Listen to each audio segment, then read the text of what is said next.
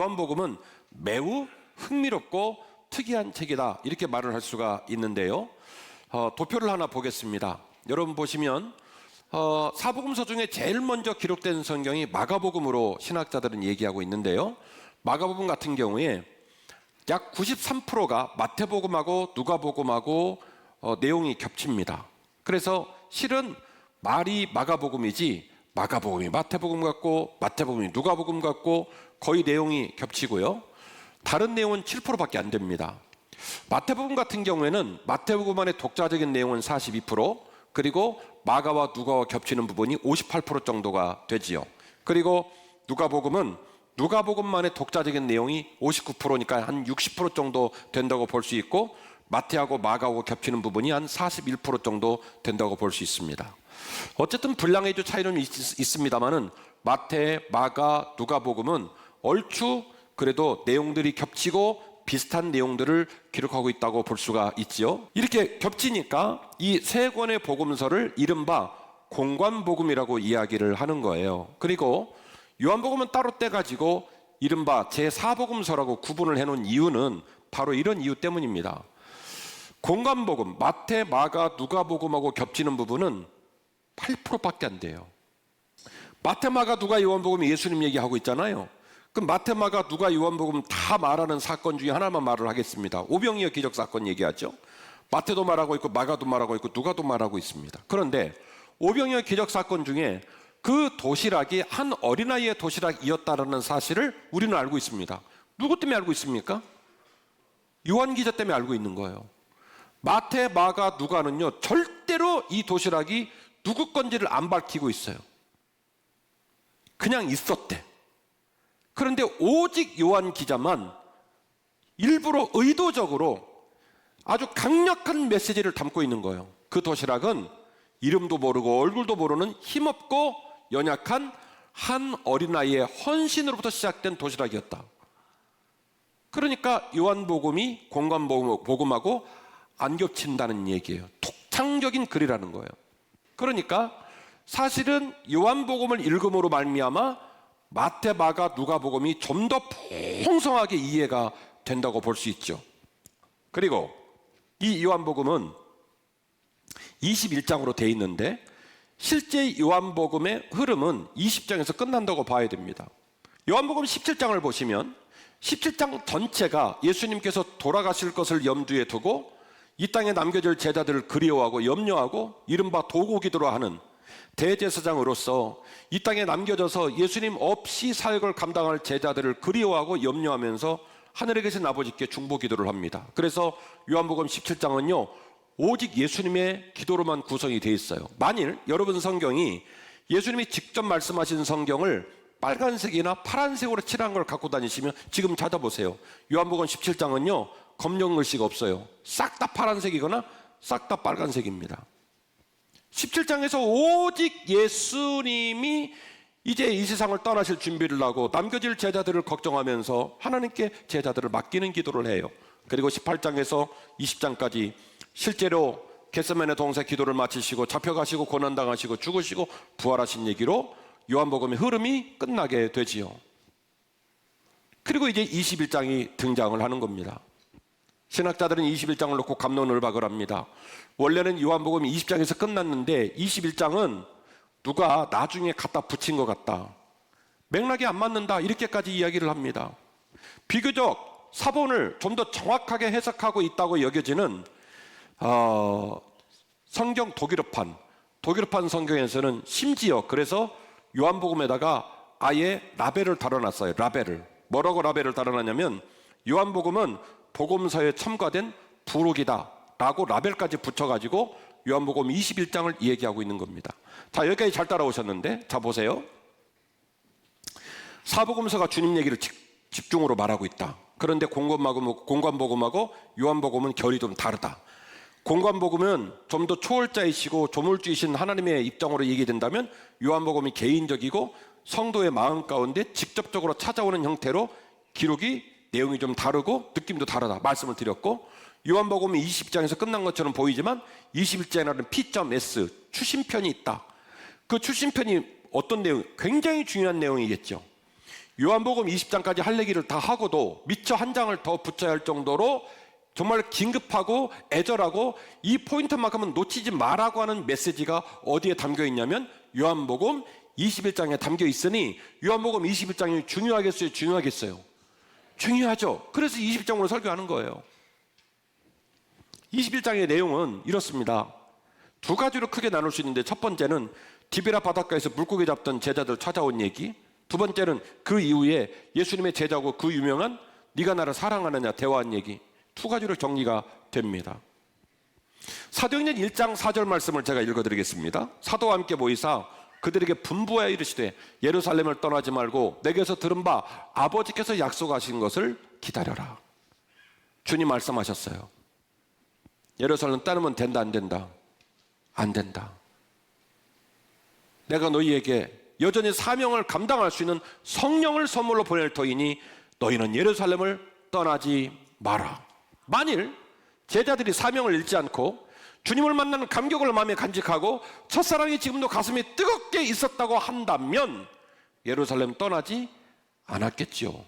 그런데 이들은 지금 어디가 있냐면 디베라 바다 가 있어요. 오늘 본문의 말씀은 3절입니다. 시몬 베드로가 나는 물고기를 잡으러 가로나 하니 그들이 우리도 함께 가겠다 하고 배에 올랐으나 그날 밤에 아무것도 잡지 못했다.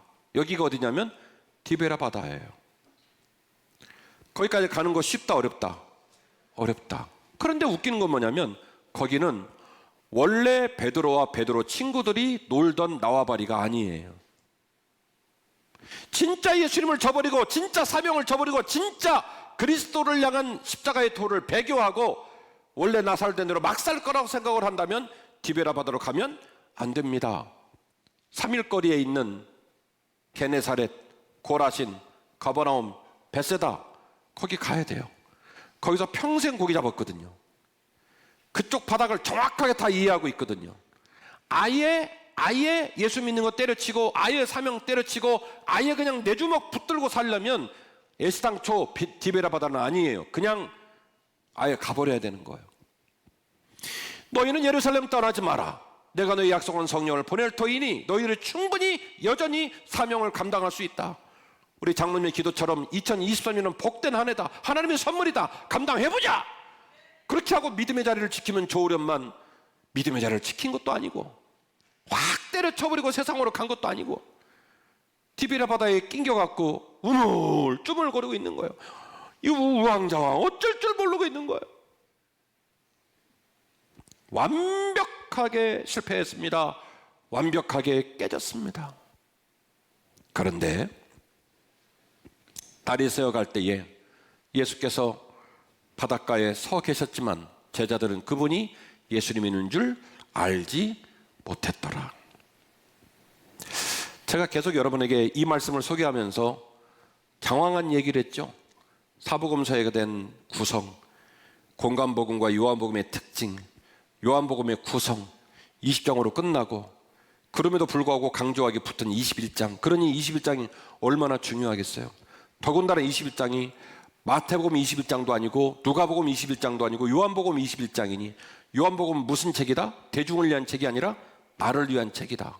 요한복음의 메시지는 조물주 하나님의 어마어마한 우주적인 얘기가 아니라 개인의 삶 가운데 교훈과 깨달음과 지시를 담은 특별한 언어가 기록된 성경이 무슨 책이다?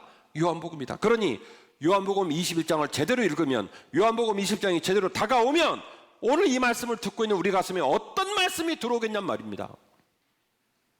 김진호 목사에게 주는 메시지, 이장로, 최장로, 박집사에게 주는 메시지가 아니라 나에게 주는 메시지로 여러분 이 아침에 들으시기를 주의 이름으로 축원합니다. 요한은요 자기를 표현할 때 나 요한이 이렇게 안 쓰고 꼭 뭐라고 하냐면 예수님께서 특별하게 사랑하시는 제자가 아주 믿음도 좋아. 자기의 표현할 때 항상 그렇게 표현을 했어요. 예수님이 사랑하는 제자라고.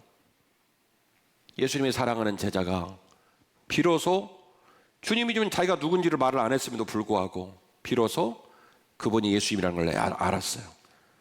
솔직히 베드로도 이미 눈치를 챘어요. 그런데 요한이 말합니다. 어이, 형, 예수님이셔. 그 말을 듣자마자 베드로가 겉옷을 후딱 챙겨 입고 그리고 바다로 뛰어내렸어요. 배에서 뛰어내렸어요. 이게 어떤 상황인지 모르는 독자는 읽으면서 그러려니 하고 읽습니다. 아이고 급했나 보네, 배에서 뛰어내리고, 그렇게 읽습니다.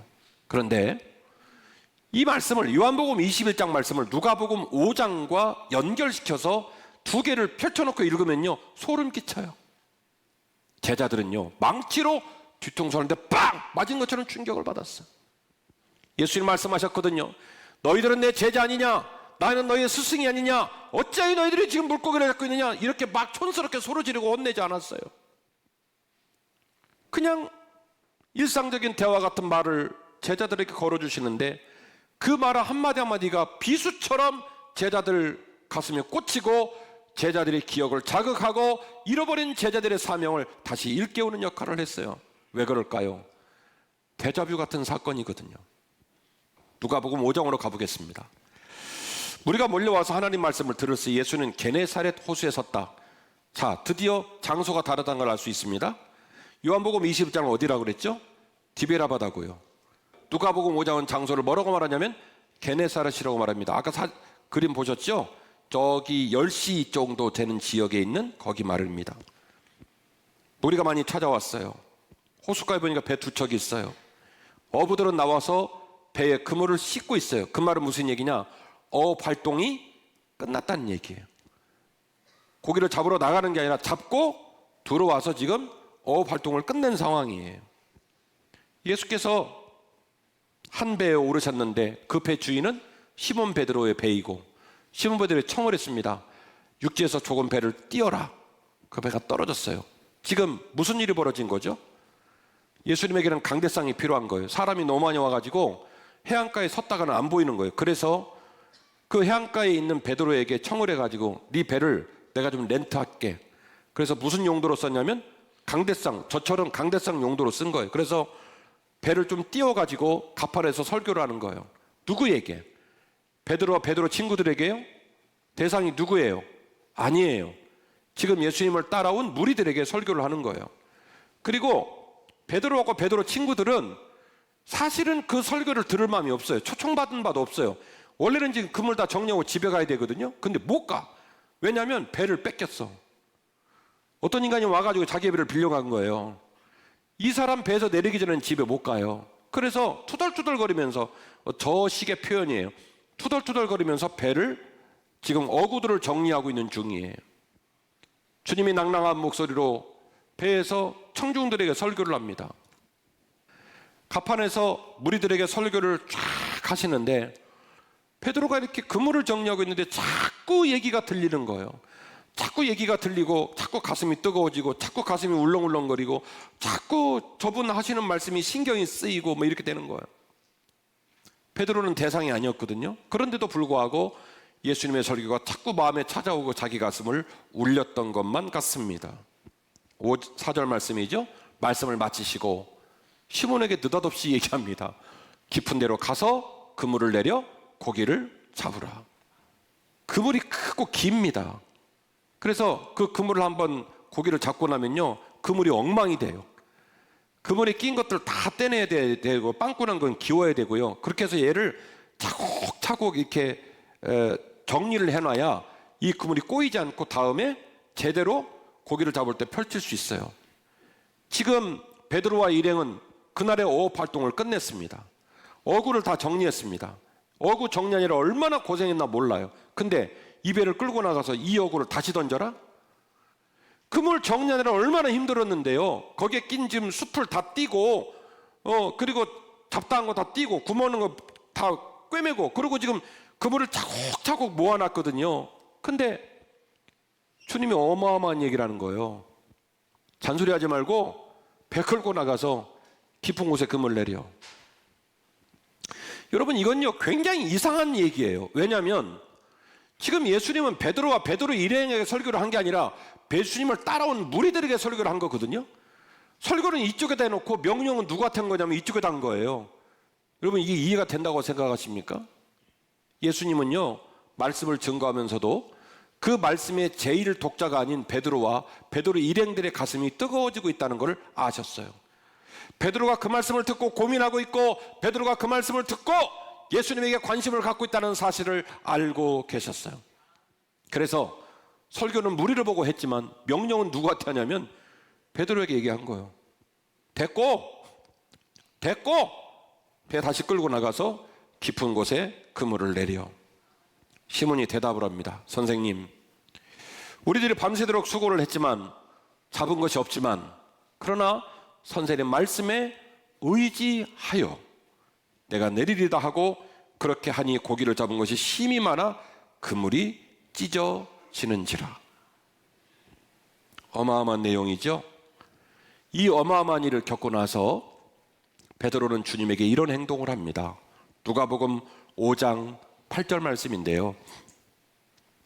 시몬 베드로가 이를 보고 예수의 무릎 앞에 엎드려 이르되 주여 나를 떠나시옵소서. 나는 죄인입니다. 평생 고기를 잡고 내 주먹을 믿어라, 내 그물을 믿어라, 어쨌든 어업활동을 하면서 인생을 끌어왔던 베드로. 난생 처음 본 사람을 만나면서 자기도 모르게 가슴이 뜨거워지고, 그 처음 본 사람 때문에 밤새도록 고기를 잡고 어구를 정리한 그 어마어마한 수고를 무시하고 다시 배 끌고 나가서 깊은 곳에 그물을 던졌던, 말도 안 되는 행동을 했던 베드로. 이분이 그냥 내가 알고 있는 사람 중에 한 사람이 아니라는 걸 비로소 깨달은 거예요. 내가 허투루 여길 뿐이 아니구나, 내가 함부로 대할 뿐이 아니구나라는 사실을 깨달았습니다. 무릎 앞에 엎드리고 말하기를 주여 나를 떠나시옵소서. 나는 선생님의 제자가 될 자격이 없는 사람입니다. 나는 선생님과 같은 공간에 있을 자격이 없는 사람입니다. 주여 나를 떠나시옵소서.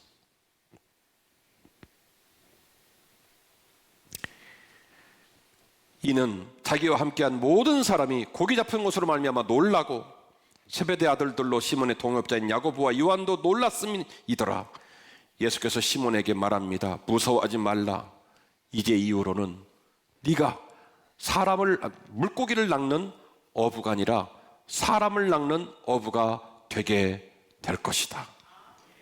이 말을 듣고 그들이 배를 육지에 대고 그 모든 어구를 내려놓고 주님을 쫓으니라. 이게 바로 누가복음 5장의 내용이에요. 근데 여러분 느끼셨어요? 누가복음 5장에 있는 이야기가 어쩌면 델칼코마니처럼, 데자뷰처럼 어디하고 구조가 똑같아요? 요한복음 21장과 구조가 똑같은 거예요. 주님의 제자들을 찾아가셔서 고기는 있냐? 얘들아, 고기 있어? 아니요, 고기 없어요. 완벽하게 실패한 거예요. 너무너무 괴로워요. 왜냐? 사명자로서도 실패한 거고 고기 잡는 어부로도 실패를 한 거예요. 그러니까 그야말로 우왕좌왕 우물쭈물이죠. 주님을 완전히 배신한 것도 아니고 주님께 완전히 헌신한 것도 아니고 이러지도 못하고 저러지도 못하고 그냥 끙끙 앓고 있는 그 자리에 주님이 찾아오신 거예요. 설교를 정리할까요? 주님과의 직면이 주는 감격과 풍성함을 다시 사모하시는 저와 여러분 되었으면 좋겠습니다. 제가 인생을 살아보니까 참 아쉽게도 인생은 참 무거워요. 여러분 여쭤볼게요. 속담에 이런 말 있죠. 다 된 밥에 코를 빠뜨리랴. 근데 인생에 빗대 보니까 다 된 밥에 코를 빠뜨리는 일이 많아요. 속담은 말하기를 다 된 밥에 코를 빠뜨리는 일이 있겠느냐 이렇게 말을 했지만 인생에 빗대 보면 수고하고 애쓰고 눈물을 흘렸는데 다 된 밥에 코를 빠뜨리는 일이 많아요. 많다고요. 아니 땐 굴뚝에 연기가 나더냐. 인생에 빗대 보면 굴뚝에 연기가 나는데 나는 불을 뗀 적이 없거든요. 그런 적 있어요, 없어요? 있죠. 억울하고 속상하고 등골에 피가 질질 나가지고 사는 게 너무 고단하고 힘이 들어요. 야, 이거 어떡하지? 사명으로 살자니 그것도 부담스럽고 세상으로 돌아가자니 그것도 너무너무 한심한 거예요. 이러지도 못하고 저러지도 못하고 끙끙 앓고 그렇게 힘들어하면서 오늘 우리가 예배를 드리고 있지 않습니까? 그런 우리에게 주님이 찾아온 거예요. 사랑하는 김집사야, 채권사야, 네 인생의 배에 고기 있냐? 고기 있어? 아니요, 없어요. 밤새도록 했는데 안 나와요. 오른쪽에 그물을 내리거라. 그래가지고 그물이 찢어지게 고기를 잡게 하셨어요. 그리고는 주님이 이렇게 하시네요. 예수께서 가라사대 지금 잡은 생선을 좀 가져오라 하신대 시몬 베드로가 올라가서 그물을 육지에 끌어올리니 가득히 찬 고기가 153마리라 이같이 많으나 그물이 찢어지지 아니하였더라. 예수께서 가라사대 와서 조반을 먹으라 하시니 제자들이 주신 줄 아는 고로 당신이 누구냐 감히 묻는 자가 없더라. 예수께서 가셔서 떡을 가져다가 저희에게 주시고 생선도 그와 같이 하시니라. 여러분 저 보세요. 그 밤새도록 고기를 잡았으니 얼마나 배가 고팠겠어요. 시장했겠어요. 고기를 다 잡게 하고는 굴비 구워다가 생선구이 만들고 그리고 공깃밥 챙겨가지고 아침밥을 먹이는 거예요. 고다는 이제 잘 먹어요. 그러니까 공깃밥 추가로 더 갖다가 먹이는 거예요. 그 얘기예요. 그렇게 맛있게 아침을 먹이는데 그 음식을 먹는 제자들이 그때서야 자기들 신세가 참 한심한 거예요. 사도행전 1장 4절에서 예루살렘 떠나지 말라고 그랬거든요. 너랑 나는 어차피 지금까지 믿음의 길 걸어오면서 질병도 이기고 가정도 책임지고 왔으니까 사는 거 힘들지만 그 자리 떠나지 말고 믿음으로 살라고 얘기했거든요. 근데 막 우왕좌왕 함부로 해갖고 이렇게 돼버린 거예요. 근데 주님께서 막 조롱하고 책망하고 혼내지 않고 아무 말 하지 않고 아침을 먹이고 있는 거예요. 그때서야 제자들이 다 알았어요. 이렇게 우리를 섬기는 분이 주님이라는 사실을. 근데 누구도 그분에게 선생님 정말 선생님이십니까? 라고 묻는 사람이 없었어요. 여러분 자극받으시라고 강대상 품위에 맞지 않는 말을 한번 쓸게요. 쪽팔리니까, 창피하니까, 민망해서 얼굴을 들 수가 없으니까 그냥 꾸역꾸역 밥만 먹고 있는 거예요. 제 눈에는요 이들의 두 눈에서 눈물이 뚝뚝 떨어지고 있다고 저는 보여요. 한심해서 울고 죄송해서 울고 내가 이러고 살아야 되나 싶어서 울고 아마도 입에다가는 계속 밥을 집어넣지만 두 눈에서 눈물이 뚝뚝 떨어지지 않았을까. 아무도 선생님이 자기 선생님이냐고 물어보는 사람이 없어요. 누구도 말을 못하고 그냥 밥만 먹고 있는 거예요. 얼마나 죄송하고 얼마나 창피하고 얼마나 민망했을까. 그리고 제자들은 이 어마어마한 회복 사건을 통해서 완벽하게 깨지고 완벽하게 실패했다가 기적같이 회복을 합니다. 컴백홈, 다시 예루살렘으로 돌아가요. 1000m를 거꾸로 다시 밀고 올라가서 마가의 다락방 사건을 통해 120문도가 성령 충만을 받고 예루살렘 뒤집어 엎고 안디옥 뒤집어 엎고 어마어마한 일들을 감당을 합니다. 나중에 벌어진 초대교회 역사를 생각해보면 요한복음 21장에 디베라 바닷가에 있던 그 인간들이 정말 똑같은 인간인가 싶을 정도로 어마어마한 일을 감당을 합니다. 그런데 그들은 같은 사람들이었어요. 완벽하게 깨지고 완벽하게 절단이 났지만 그들을 다시 찾아와 주신 예수님의 손을 붙들고 기적같이 회복을 한 겁니다. 완벽하게 깨져도 주님께서 찾아오셔서 우리를 불러주시면 다시 시작할 수 있어요. 다시 시작할 수 있어요. 기적같이 회복될 수 있어요. 이 귀한 회복을 가지고 2023년 넉넉히 이기시는 저와 여러분이 되시기를 주의 이름으로 축원합니다.